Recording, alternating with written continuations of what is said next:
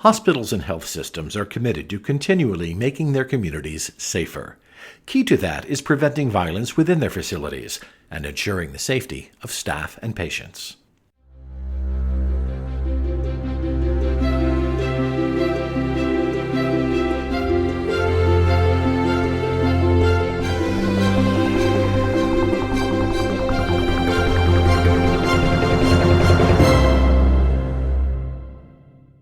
Welcome to Advancing Health, a podcast from the American Hospital Association. I'm Tom Hetterly, Senior Writer for AHA. May is a time to raise awareness of those living with mental or behavioral health issues and to reduce the stigma so many experience. This podcast, hosted by Robin Begley, AHA Senior Vice President and Chief Nursing Officer and Chief Executive Officer of the American Organization for Nursing Leadership, will outline a successful approach to improving a facility's physical environment, engaging staff and patients, and ultimately decreasing violence against the healthcare workforce. Hospitals and health systems are committed to continually making their communities and workplaces safer. Key to that is preventing violence within their facilities and ensuring the safety of staff and patients. May is a time to raise awareness of those living with mental or behavioral health issues and to help reduce the stigma so many experience. I'm Robin Begley, AHA Senior Vice President and Chief Nursing Officer and Chief Executive Officer of the American Organization for Nursing Leadership. Let's welcome our guests. Charles or Chuck Clark is the President of Behavioral Health of Parkview Health, a health system serving Northeast Indiana and Northwest Ohio. Chuck is accountable for the operations and strategic direction for service delivery of inpatient and outpatient behavioral health services. Next, we welcome Paula Bostwick, the Vice President of Behavioral Health Hospital Services at Parkview Health. As a nursing leader for more than 30 years, Paula's focus has always been on creating compassionate connections with patients and coworkers to improve outcomes. Thank you both for joining us and sharing your story. Well, thank you, Robin. To just give you some background and context about who we are at Parkview is we're a non-for-profit system. We're actually the largest health system in Northeast Indiana with more than 13,000 coworkers. We're a magnet health system. All of our hospitals are magnet hospitals, including our psychiatric hospital. We've also been named the top 15 health systems in the United States by IBM Watson. The Behavioral Health Division, which I'm involved in, has a 100-bed psychiatric hospital that treats children, adolescents, and adults. We also have a 20-bed geriatric psychiatric unit at one of our med-surg hospitals. And then in addition, we have a community mental health center that does about 240,000 visits annually. So to talk about our journey at Parkview, specifically behavioral health, around workplace violence and just employee injuries, we started this journey about a decade ago. And it was really through a board initiative to reduce employee injuries throughout our whole health system. One of our board members is a CEO of a manufacturing company, and his company was best practice in the industry. And so he really challenged our health system to say, does healthcare have such a higher employee injury rate than what manufacturing does? And at the time, behavioral health was the second highest employee injury rate in our health system. Only our extended care facility had a higher rate.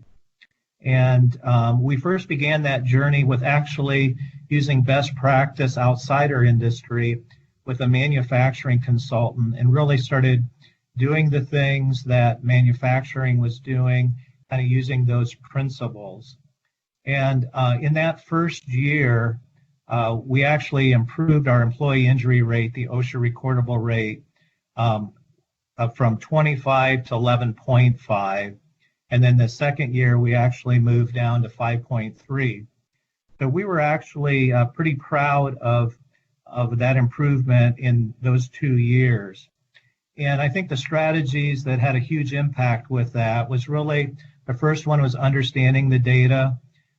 We really didn't understand even what a recordable injury and an incident rate was, and how our policies actually played into creating a higher injury rate. In addition to that, we really didn't understand how all the injuries occurred and what type of injuries. So really, by digging into the data, we actually saw improvement just by increasing awareness. And the other thing we did is we really did a lot of communication and worked on accountability.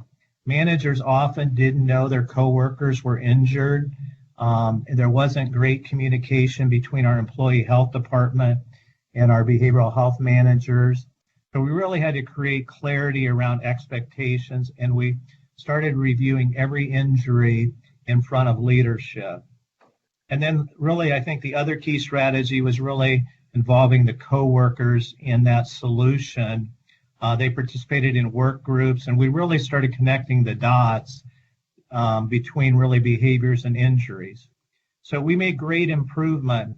However, what I would call kind of wave two was our health system decided that we need to do even better. And as I mentioned earlier, Parkview has been all about excellence. So we had a new target of 2.3 as an employee injury rate for the health system. And we already thought we were doing well in behavioral health because we were better than the industry average, being at 5. And so, but we realized that we needed to do something different. But we really struggled for the next couple of years, staying around 5, but never really getting down to the health system's target. And in that second wave, we had a leadership change. And Paula, I'm going to let her talk. She came in as our new nursing leader and really started looking at the way we were delivering care differently. And with her strong background in patient experience, I think it really took us to a new level around reducing workplace violence. Go ahead, Paula. Thank you. So I have, until I took this position, I had not worked behavioral health. So it really, when I came in, it was quite shocking for me. I thought I had seen a lot in my nursing career, but I really was not prepared for the level of violence and injuries that I saw, and immediately realized we had to do something differently. So started really with assessing the situation, realized that our nursing team, they were afraid of the patients. We had public safety in here. While our public safety members were great team members, they pretty much had become frontline. So if a patient got upset, they called the public safety officer. So really started to step back and say, who owns these patients? So one of the first things that we did really was talk about what is it we have to do differently. We've got to take that ownership back. As leaders, we pulled together a team and again continued to assess, realized we were missing de-escalation skills. So we came together as a team, leadership team, and identified that we were going to do better. So we really started off with de-escalation training. We did de-escalation drills, much like you do code blue drills on the med-surg side of the world. The other big piece, we have panic alarms that go off. So anytime there was a panic alarm that went off, nursing leaders went to that panic alarm. I wear heels to work every day, but you can hear me running down the hallway when there was a panic alarm going off. So it was important for us as leaders to help our team learn those skills that they needed. And we needed to role model those behaviors. The other big thing, we were really missing the ability to take the time to get to know our patients. So as a leader, as I walked the halls, I would ask, tell me something about this patient that I'm not going to find in their medical record. What makes them special? And so the team really started to dig in and get to know their patients and could tell me a lot about them. Again, we continued to role model. We were able to take back that ownership. Along that same time, as we started this journey, We have an old high acuity lock unit, very jail-like concrete blocks. We were able to secure funds to remodel it. So part of this journey was how we were interacting with our patients differently. So when we remodeled that high acuity unit, we took down all of the walls between us and our patients. We have an open nurses station. We were able to create 12 private rooms with private baths, with a large day room, kind of a living room feeling. I laughingly say I wanted a fireplace, but they tell me a fireplace isn't appropriate in behavioral health.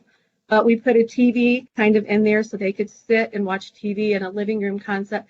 But we could hear them, they could hear us. We're able to be out there with them. And what we saw almost immediately was when we moved out of that jail-like area into a big open area, we did not use a restraint for the first 10 months after opening that new unit. When we did seclude, the patients knew that they needed a timeout, and they oftentimes would walk back with us willingly, saying, we need to get away for a minute. So we started to really see our seclusion and restraint numbers drop. We also, as a team, decided keep your hands off of the patients. We were very hands-on very quickly. And my philosophy is you can break a chair, you can break a window. I can fix a chair, I can fix a window, but I can't fix a human being. So if they need to vent, let them vent. They're going to be angry, let them be angry. They're going to get tired, and then we can have those conversations. The other big change that we made, we fought with our patients over everything. We fought over no-lime muffins. A coworker said one day, the muffins are only for those patients that don't go down for breakfast, and we're giving muffins to everyone. This is craziness. And I'm like, give a muffin and develop a relationship. That's where we need to be. So over time, the culture really did start to change. We saw originally our injury rates, and Chuck talks about the numbers, the injury rate. I'm very simple when I think about it. I want to know how many we had last year and how many do I have right now. I don't care about the rate, I care about the number. So we really saw that injury rate from 2017 to 2019 take a sharp turn, which was really amazing. In 2016, we had about 40 coworkers injured, but 30 of those were OSHA reportables. 17, there were still 25 with 17 OSHA reportables. As we continued this work in 2018, we dropped to 17 injuries with 3 OSHA reportables.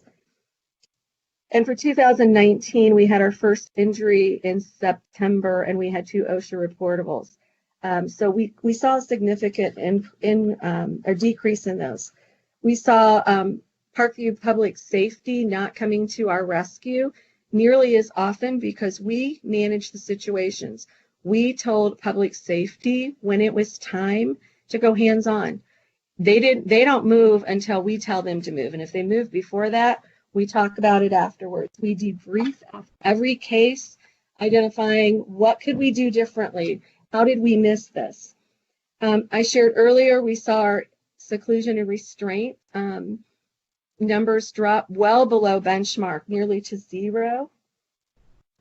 We also saw patient experience move dramatically. They were sitting about the 41st percentile, and today they're sitting somewhere right around the 75th to the 80th percentile.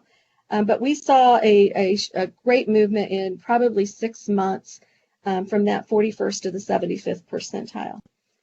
We also, probably one of our biggest wins, turnover fourth quarter of 2017, first quarter 2018.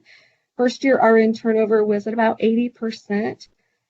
We are now 4 months into 2020, and our first year turnover is at 0. We have not lost a new nurse for a year now, which is pretty amazing. So that the nursing force has stabilized. We've also quickly been recognized across the system as one of the safest places to work. And we really were able to turn that ship around. People didn't come to behavioral health because it was so dangerous, but now they realize it's about patient connections, and getting to know the patient and meeting them where they're at. And that's what nurses want. So we're really seeing nurses transfer from med-surg areas and ICUs into behavioral health, which you haven't seen a lot of over the years. Probably, though, as we think about our biggest win, it's those connections that we've made with our patients. We kind of used Maslow as that guide to see if we could make a difference in our outcomes. So if you think of those patients coming in, they're scared, they're hungry, and if we can meet those basic needs, we can actually move them up Maslow's hierarchy. And we see that those relationships, even years out. We have a young lady that we sent to a state hospital January of 2018. We are still receiving letters every quarter or so from her, letting us know of her progress, thanking us for her care. She wasn't happy when she was here. She was restrained and secluded a lot. She was very violent.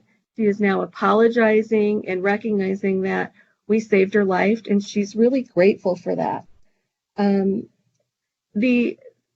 All of those things are great, but I think for our team also, when we started to change our culture, all of our outcomes improved. So we received the 2018 and 2019 NDNQI for Nursing Quality Awards.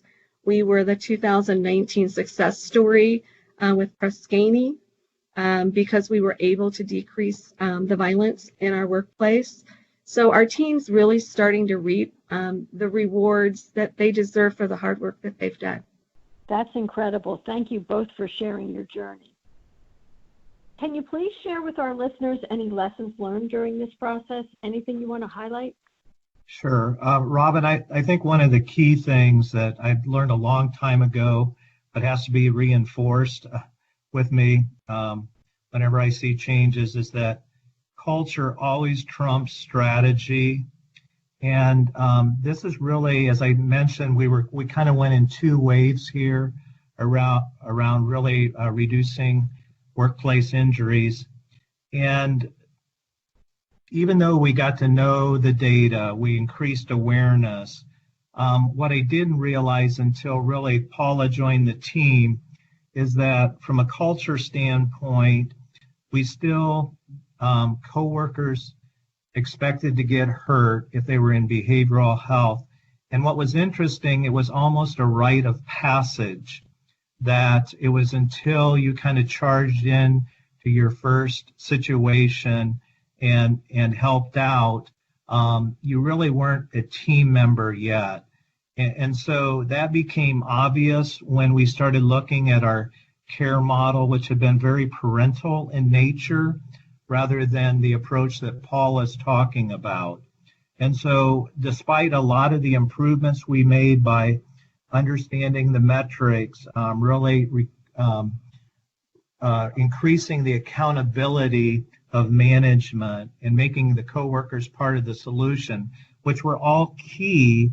However, until we really dealt with our care model and how coworkers were interacting with the patients, we never really went to that next level. And I think, again, what I appreciate about Paula coming in with a strong patient experience lens in looking at things, and actually being non-psychiatric, coming from the med-surg world, it really was a completely different viewpoint, and we really had to step back, and that allowed us really to get to the next level. And then I would say also a lesson learned is that if you can look at your environment of care, and as Paula mentioned on our psychiatric ICU area, it was very, I would say, jail-like in the way it was set up. And it was very controversial when we did remodeling and took out the glass between the nurses station and the patients and really opened everything up. And I was surprised, as much progress as we made, there was still a lot of resistance by coworkers about that we shouldn't do that. But what we quickly learned is the patients really benefited from that new environment, and so did our coworkers. And one of the things we've learned a long time ago is that if we're struggling with patients, we often have to take a look at what our own staff are doing and how we're playing into that. So I don't think we can underestimate when you change the environment of care, what an impact that can have. And I would agree, Chuck. I think that we can talk about data and we can show numbers to our teams all day long, but I truly believe until you humanize the care that you're providing, it's meaningless.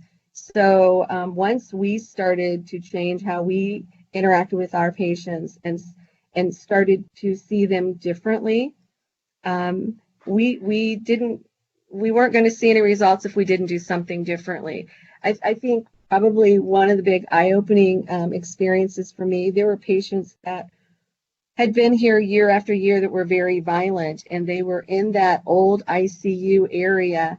And now when they come to us, they aren't violent at all. So I really do think that environment drives a lot. We behaved differently in that old prison-like area. But by opening it up, they get to know us. We get to know them. There's not a whole lot of secrets out there because everybody can hear everything. So that level of trust is really increased. Again, I think it's those human connections that make the difference, and it's going to drive the outcomes.